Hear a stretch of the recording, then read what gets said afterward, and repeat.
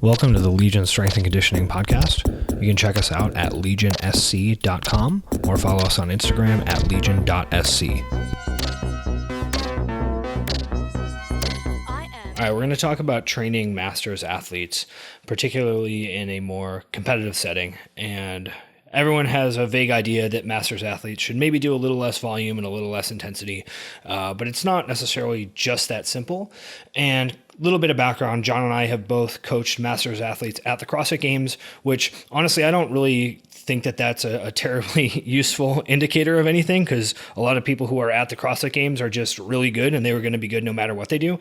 So, take that for what it's worth, but we do have some experience of coaching people at a high level. But I think that, again, the principles that we're going to talk about today have a lot more to do with understanding where masters athletes are in their training journey and what the best practices are for actually improving people at that stage of their journey, given that they may have a more advanced age, right? So one of the first things we want to talk about is the difference between biological age and training age, which can be a little bit confusing to people, but is a hugely important concept to understand for actually prescribing a program to someone. So Luke, what are we talking about when we say training age versus biological age?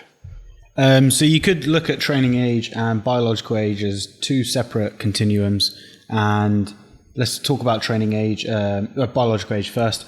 So with biological age, obviously there's certain things as humans get older that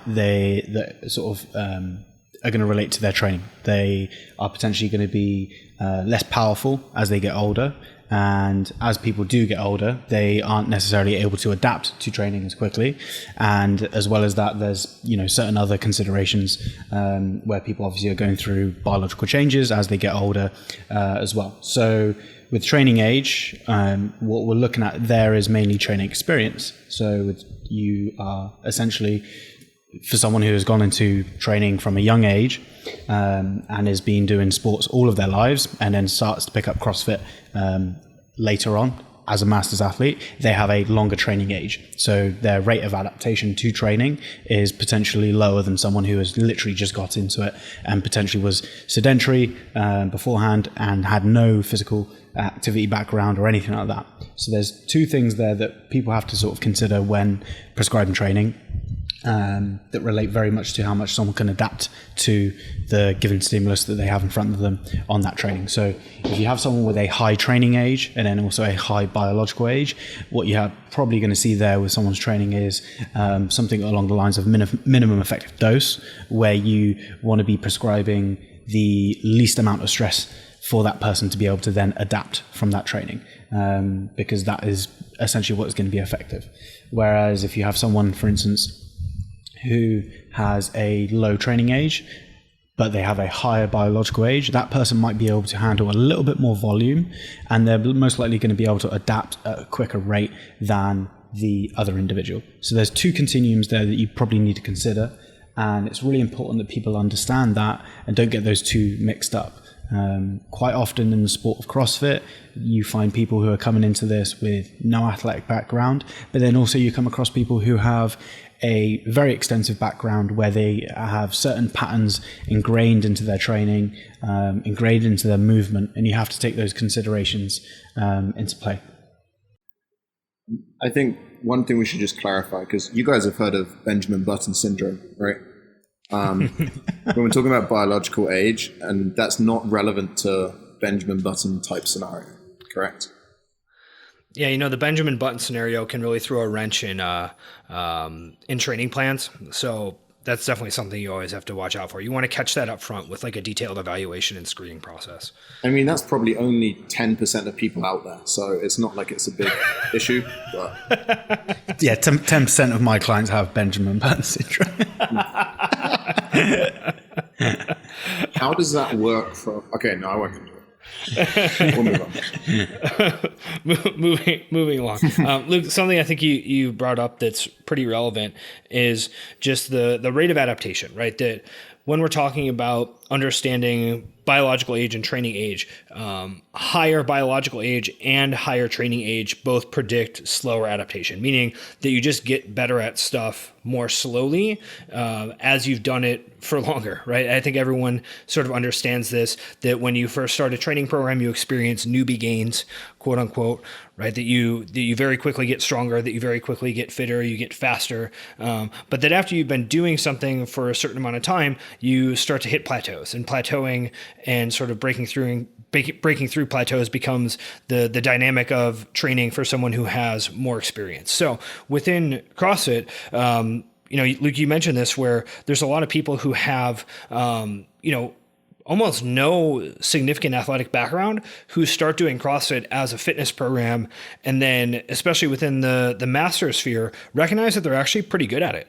right? That they kind of don't get that tired, and they're reasonably strong, and they can do a lot better, especially compared to people in their age group, and they've never really done anything before. So it's not uncommon to have these individuals with higher biological age, but very, very low training age. So they're kind of still getting these newbie gains, even as, say, a 45 to 50-year-old, where they're getting a lot faster, getting a lot stronger very quickly, but they are older. So it can be kind of confusing to think about, okay, what is the dynamic for this person who is new to serious sporting activity, but is older? And I mean, I've certainly seen that multiple times with masters athletes. What have you guys seen?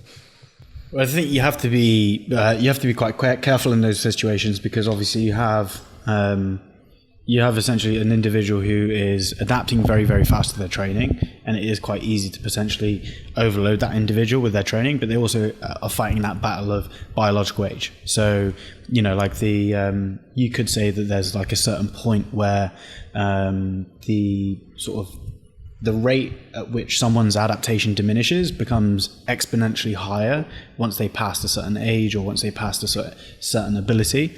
And if someone was to use the same scope in terms of programming and just coaching someone exactly the same as they would someone who was in their mid-20s, then you have to be super careful. And this is where obviously you have to be creative as a coach.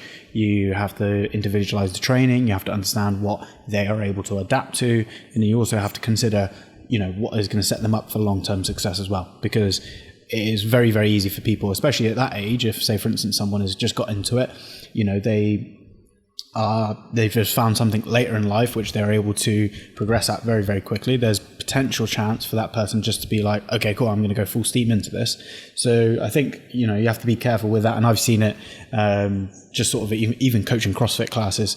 You see it with people who are coming in and they don't necessarily fit the sort of archetypal masters athlete who comes in with an extensive training background, is really stiff and takes a while to sort of get into movement patterns and certain things like that, and they just are able to adapt very, very quickly to things. But again, that's where the sort of individualization element comes in. You have to play to whatever that person is, or whatever feedback that person's given you. I think, Luke, what you're saying there that's really important for a lot of people, is to not get too carried away with that initial progress, and not be like, okay, I need to do more, I can keep doing this. And I think that's where most masters athletes have the difficulty of like prioritizing training. It's like, I'm making great progress. I have a limited amount of effort and energy I can put in each week and still recover from. What do I want to spend my time doing? What do I want to work to improve? Knowing that if I start to do an extra 10% work, the returns are going to start to fall off. And I think for a lot of people, it's knowing how to spend their effort in the gym and how to spend their time that they become unstuck on when they have that limited overall work capacity and ability to recover from it. Yeah, I think that the idea of understanding the opportunity cost of training time is more and more important for masters athletes, right? Not just because of the concepts that we've been talking about of biological age and training age, but also a lot of masters athletes have busy lives with a lot of stuff that they actually have to do, as opposed to some of the younger, more competitive folks who are able to spend hours a day in the gym, potentially because they're a student. Some folks are able to kind of piece things together, coaching some CrossFit classes and maybe doing some online programming, and that they have a lot of flexibility in their schedule to spend hours and hours and hours in the gym. Whereas a lot of masters folks have real jobs, they have families, and the pressures and obligations outside of the gym don't facilitate them just kind of doing anything and everything every single day. And even if they could, they probably wouldn't recover from it. So you have to be more selective with what we actually focus on in the time at the gym, because you sort of have a limited amount of currency you can spend in each training session relative to what they can actually get in. Yeah, I think that's a key. That's definitely a key thing. People have to. If you're a coach, it's sort of, again, it's understanding the person, making sure you're going through good protocols to evaluate and assess the person you've got in front of you, understanding what they're able to go forward with in training. But as well as that, I think one of the key things that I try to do with masters athletes is I just give them less priorities in their training at certain times. So a lot of the time, the younger athletes that I'll work with, we might be working on several different things at one time, and usually just trying to push things in one in sort of a direction, so they're going to get fitter in their strength, in their endurance, in their speed, in their skills. Whereas with masters athletes, it's usually just trying to segment training. This is what I personally do, is trying to segment training so that they have just less things to focus on, and they can just get into the weeds of whatever they're working on for that 6-week block, or whatever time they're going to be going through that training cycle for. Yeah, in terms of tangible recommendations, I think that that's really, really important, is that, like you mentioned, Luke, with some of the people who are doing more training on a weekly basis, or who are younger and sort of have more adaptation currency to spend on a lot of different stuff, you can have them do a training cycle with 3 to 5 different priorities, or working on a bunch of different stuff at once.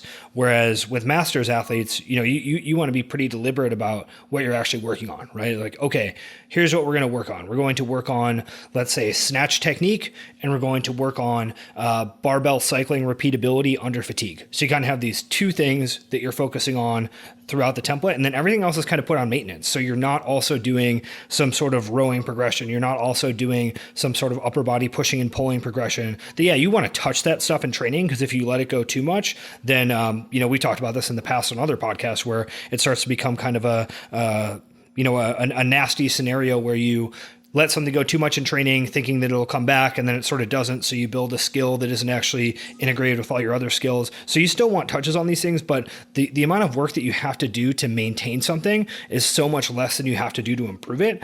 So it becomes much more about understanding priorities, having a significant volume of the training an athlete is doing in a given week focused on those priorities, and everything else is way less volume, way less time in a session, even less intensity than one would think, right? That you can still maintain someone's, let's say, hinging and squatting strength with pretty moderate amounts of loading.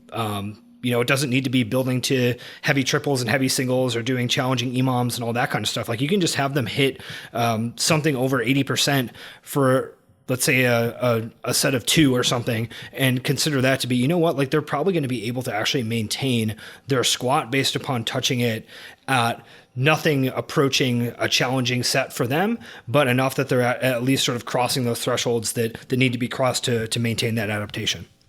And I think that's a huge point in general with people who are looking to be competitive and looking to structure their training so that they are able to get better at competitive fitnesses. There's always this expectation that I need to be improving all of these different metrics at the same time, and for most people that isn't actually doable. And it's interesting when you see the likes of Rich Froning, for instance, who talks about he just PR'd all of his strength lifts after he did an endurance cycle. But at the end of the day, we're not as, say, most people aren't as genetically gifted as Rich Froning and are able to prioritize their training at that level as well. So I think that is something that I would say that even people in the open age group category should take on, and potentially need to prioritize less things in their training or in a cycle, and put more things on maintenance, and try to just look at things over the course of a couple of years and a few different training cycles, as opposed to looking at things and I need to hit this number at this time and these metrics at that time, and all of this needs to be working at the same time together. And Lou, not to go too far down the rabbit hole of setting a bunch of strength PRs after doing an endurance cycle, that can happen with masters athletes too. Like no one really understands the way that adaptation occurs. And especially with people who have been training for a while, like we said before, you're on these plateaus for a while, then suddenly a bunch of different adaptations coalesce into jumping you to a next plateau. And it doesn't really make sense, and no one understands exactly why it happens. And it can happen to anyone at any time. So saying, oh, I did an endurance cycle and then I set a bunch of strength PRs, that I think that can be a little bit disingenuous, because what really happened is you were plateaued for 12 months. And then for some reason at that point, you cross that plateau. And to say, oh, the thing I did right before it is why I crossed that plateau, it just doesn't work that way. And no one can actually make claims like that. Yeah. Yeah. So one thing I feel like we should talk about here, when we're talking about training age and biological age, let's say you take two people, both 40 years old, one who's been training CrossFit for like 5 years, one who's brand new to it. How much difference do you think there is in terms of volume they can handle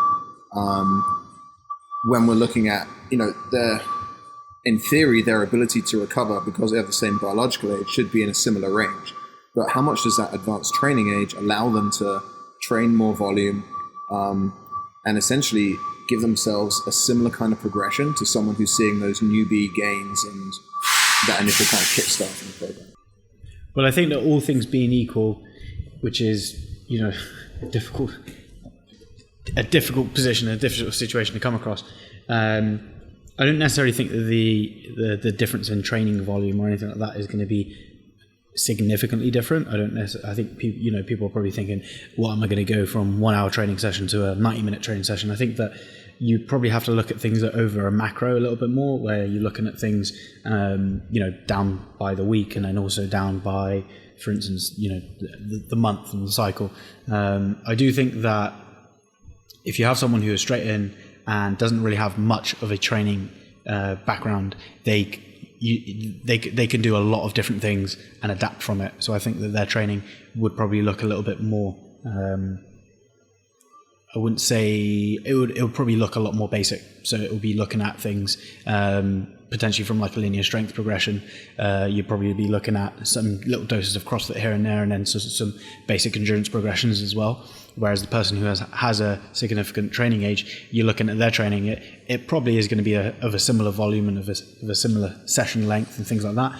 But they are probably going to be going through things a little bit more sort of, you could say, intricately designed. So they're going to go through things that are going to be more specialized for that individual.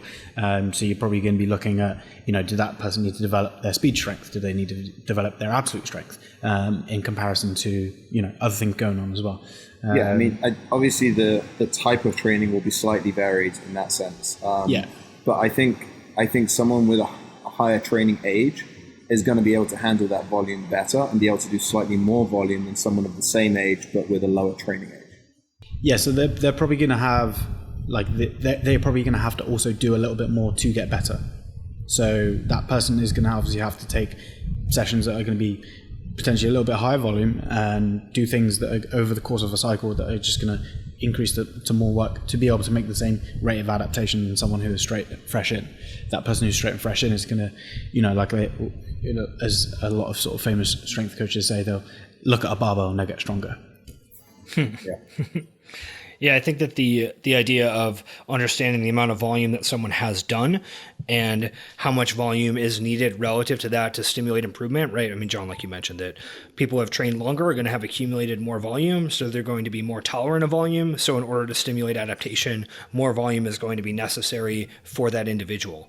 And I also think that something else that's worth mentioning is that if you give someone too much volume too soon, then that can also cause some problems, not just because they haven't adapted to it, which obviously you don't want to give someone way more stuff than they can handle just from like, okay, we broke you with your first 2 sessions of the week and now you have 3 more, good luck.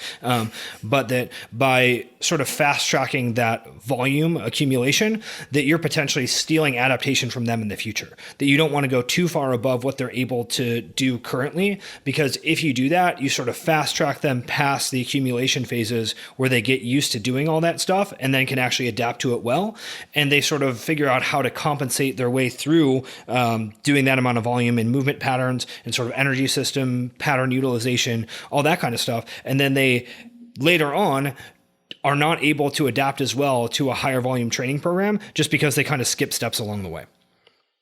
So let's talk a little bit about people with, for instance, good athletic backgrounds in their training, and then people that don't necessarily have athletic backgrounds. So if, say, for instance, we have, two athletes that are coming in, someone has, done some endurance sport, played some team sports when they were younger, and then someone who's just come off, has been fairly physically active but doesn't necessarily play any competitive sports.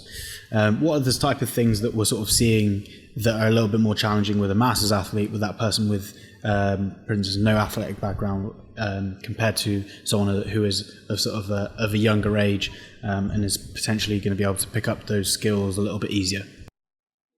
I think part of it, one of the issues there is bad habits.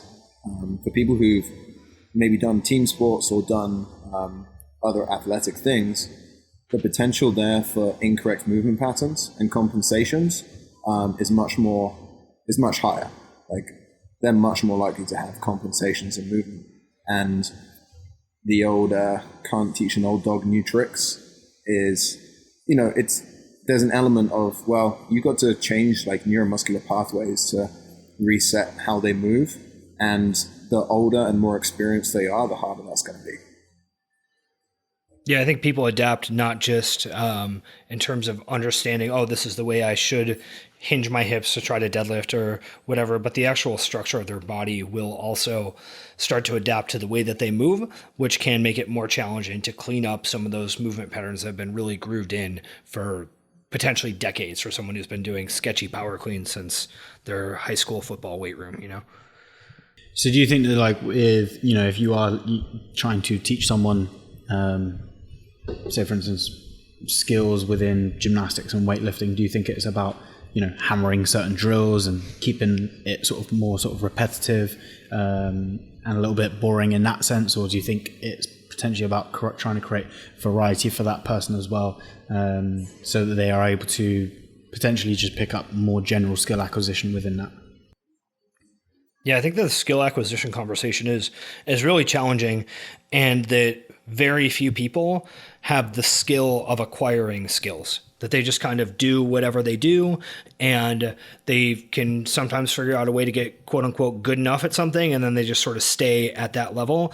And they think that either by trying harder or by doing more reps, or by just kind of continuing to do the thing over time, that they're going to get better, but they're not going to, right? That people need to actually devote time specifically to learning skills, Luke, like you mentioned, in sort of like varied and unstructured environments, and they need to figure out ways to get feedback on those skills, and they need to understand how to evaluate them and create little drills for themselves and make micro corrections. And that in and of itself is 15 different skills, and people just don't have them, and they're impatient. And like we mentioned before, they want to, do certain things when they're in the gym, and they don't necessarily have a ton of time. And even though skill acquisition may be a priority, they don't prioritize it. They want to do some hard Metcon, and they think that by following some specific progression of weird banded drills, that all of a sudden their bar muscle ups are going to get better. And it's like just such a disaster, and it's really frustrating.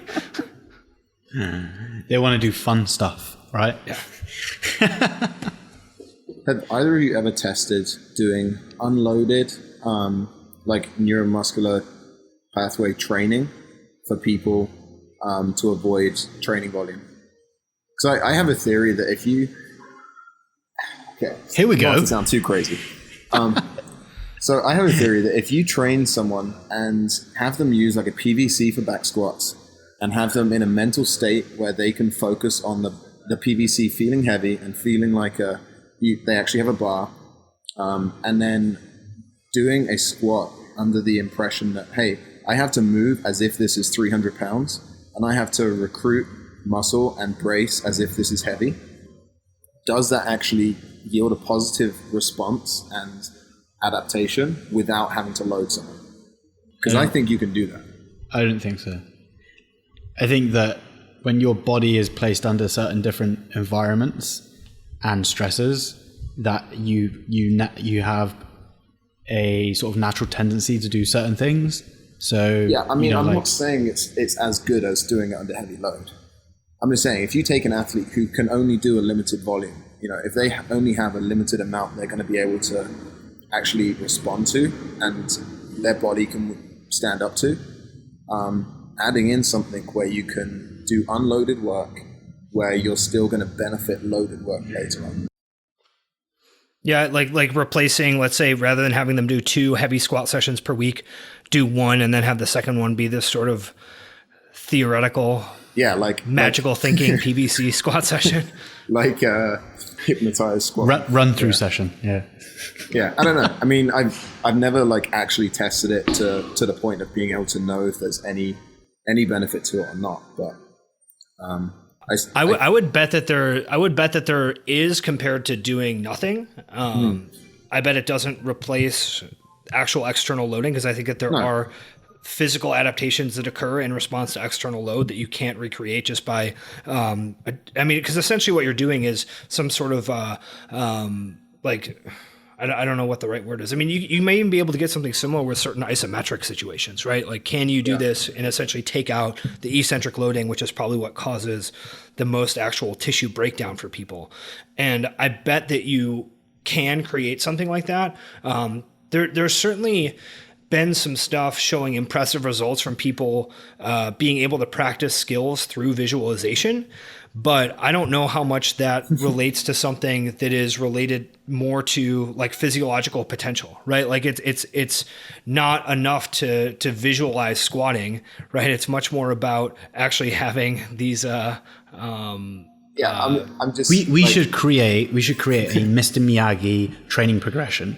So to teach someone certain skills, we should come up with certain drills that they can do, like wax on, wax off, and should just come up with something that's going to have that straight over. All I need is 3 people, identical clones with identical situations, to have one person squat twice a week, one person squat once a week, and one person do 1 squat and 1 hypothetical squat. I think that John's just been reading The Secret. Cut that out. It's a really stupid book about magical thinking. Okay. Yeah, it's basically that. Yeah. But to kind of circle back on the skill acquisition conversation, you know, I mean, especially with masters athletes, oftentimes skill acquisition does become a limiting factor, right? Like, can you do muscle ups? Can you do muscle ups under a certain amount of fatigue? Can you do muscle ups and handstand walking and rope climbs together?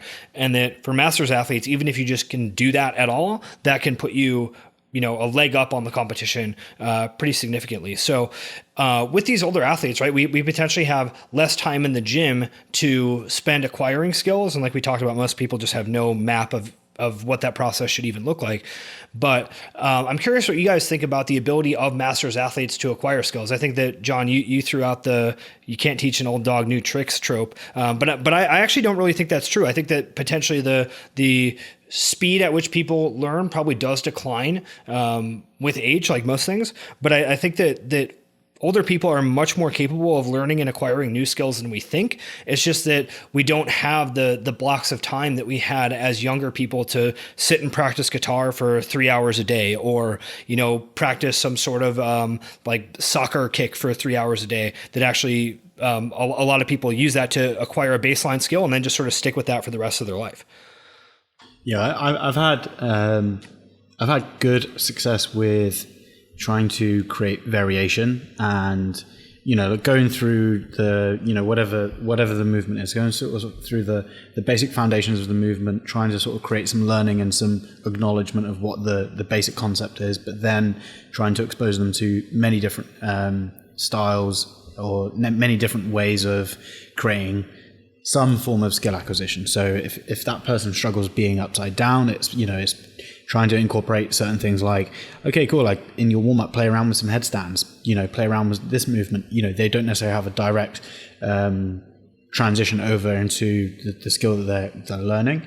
So, you know, for that individual, it's probably less about giving them X amount of sets, X amount of reps, and then increasing that week upon week or week upon week, or, you know, increasing load. And it's more about giving that person time. And it takes a little bit more time, but it's, you know, giving them things like unstructured play and practice to do, giving them, you know, the opportunities within their day.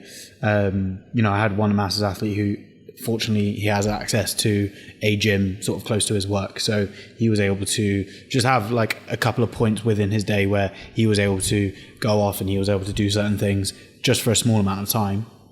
And he had enough autonomy in his work that he was able to do that. And that was something that he really benefited from. Whereas, you know, I have gone down the route of trying to give someone okay, this is the progression you're going to go through. You're going to do a little bit more each week and a little bit more, and it's going to give you a little bit harder, and you're then going to get better at it. That hasn't necessarily worked as well with the Masters athletes that I've worked with. Yeah, I think that the concept of skill acquisition is similar, like we were talking about, to just getting stronger or getting better at something, where you sort of sit on a plateau for a while and it's unclear why you get better, right? That you just do a bunch of different drills and you try a bunch of different scenarios and it feels frustrating, and then you suddenly get better, and then you backslide, and then you're actually worse than you were, and then that's also frustrating because all of a sudden you figured out how to do ring muscle ups in a workout, and then you can't do them again for 3 months. But then 3 months later, you can suddenly do more ring muscle ups than you've ever been doing in workouts. And it's really unclear why that happens. So just the discipline and the understanding of that macro process to stick with the unstructured skill work and trying to create different games and drills for yourself is something that is really, really important. And I actually think that of all the pieces, that a lot of Masters athletes can really acquire these skills at a rate that isn't that different from the way that younger athletes do acquire them as well. Yeah, I found that when sort of giving people the progressions that they needed to work through, that it was a lot of the time it was just sort of just trying to create this trying to tell people that, you know, you are in the position where you are still acquiring this skill. This is going to go through phases where, and I think this is applicable to most athletes, not just Masters athletes, but that you're going to go through phases where you lose the skill, or you are going to, you know, and it's sort of breaking it down. And the sort of simplest analogy that I can use is I tell people is like, hey, how many reps have you got of that X movement, if we're talking about something in gymnastics? And they say, you know, 3 or something like that. I'm like, well, can you just go up to your 3 rep max back squat or 3 rep max deadlift and constantly try to go at it time and time again? You have to, you know, be able to regress it and then progress it. And you're going to go through phases where you're going to hit a wall, and sometimes that's going to happen. But, you know, a lot of the time it's about being accepting of that and then trying to, you know, the sort of process of figuring out strategies to get around that actually sort of cements the skill acquisition so much more than just being able to have it and then being able to just add, you know, reps on week upon week and things like that. So the actual whole process, and I think if people go through struggle and they're able to sort of stay at it as they are learning these new skills, that allows them just to be able to have that skill ingrained in a lot better, because they're able to figure out and process those strategies which enable them to overcome those hurdles. Well, let's wrap it up there. So I think that the big picture ideas that we're talking about is that, you know, Masters athletes, their training shouldn't be that different from other folks. They need to do the same things. They need to work on the same things. But really, we just have to understand that there's a more limited currency of adaptation to spend. And then in a lot of cases, much more limited time as well, that there aren't hours and hours to spend at the gym or hours and hours to spend outside of the gym recovering. And that based upon that, we just have to be a little bit more deliberate with how we prioritize stuff and potentially put more and more things on maintenance rather than having these programs that really touch on a lot of different stuff and are trying to prove a bunch of different things at once. And if anyone's interested in joining my Cobra Kai program, we're going to start our mental virtual training next week. And all I need is an open mind and someone who's very susceptible to mystical science, I think. Yeah, John, you're really putting a damper on my efforts to make Legion an organization that looks down on and has contemptuous attitudes towards all the magical thinking bullshit that's out there in fitness. And so I'm going to have to... I'm just looking for a good way to launch my training crystals business. And okay, cool. Energy Vortex. Crystals will be available for sale on the website soon. Thanks for listening. While you're here, go ahead and head over to your podcast player, subscribe to the show, give it a rating, give it a review, all that good stuff. You can also go ahead and click through to the show notes where you can find out more about us at legionsc.com and also follow us on Instagram at legion.sc.